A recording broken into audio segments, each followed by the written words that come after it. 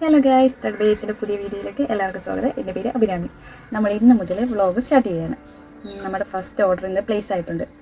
Order ചെയ്തത് വേറെ ആരുമല്ല, എൻ്റെ ബെസ്റ്റ് ഫ്രണ്ടാണ്.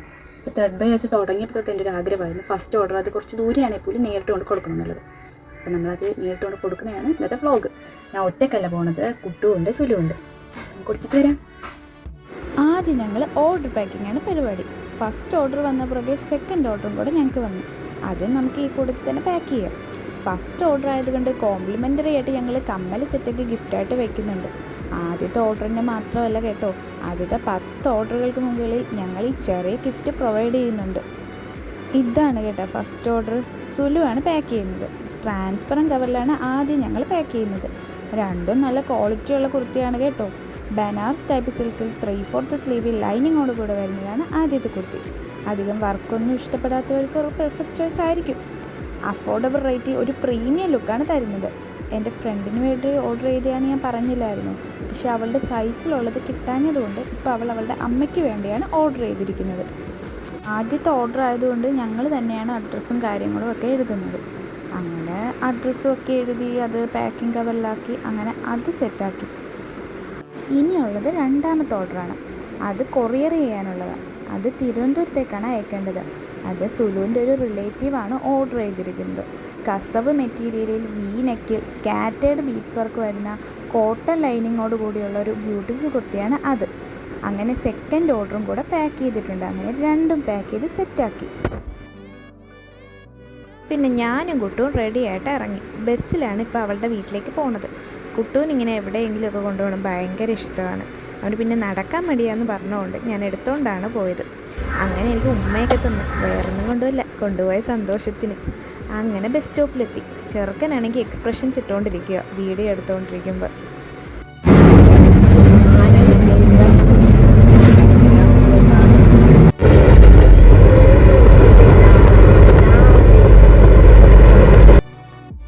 എന്നെ സ്റ്റോപ്പിൽ എത്തി. ഞങ്ങൾ ഇറങ്ങി.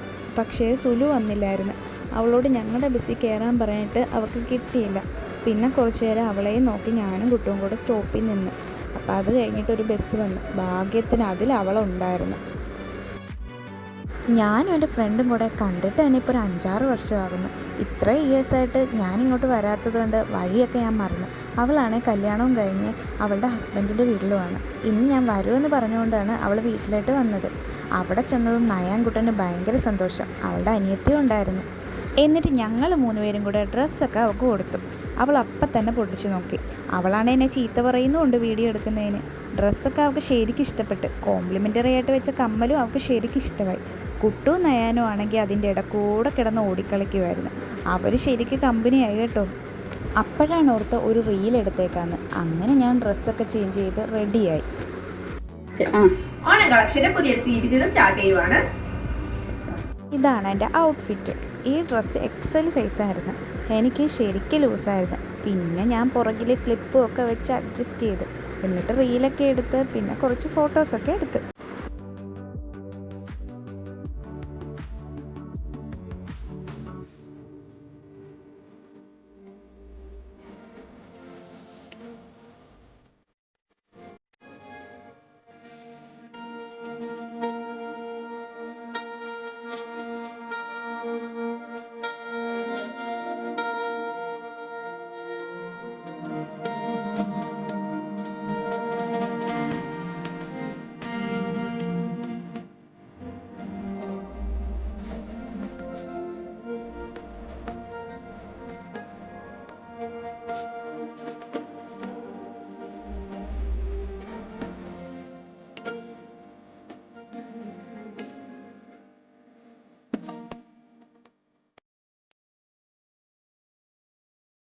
കുട്ടു പോകാൻ ഇറങ്ങിയപ്പോഴാണെങ്കിൽ നയാൻകുട്ടനാണെങ്കിൽ ഭയങ്കര സങ്കടം.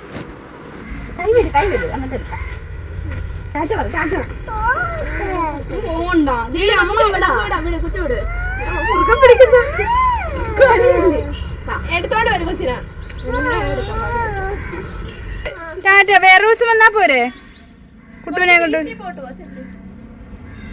എന്റെ കൊച്ചു കരയുന്നടി.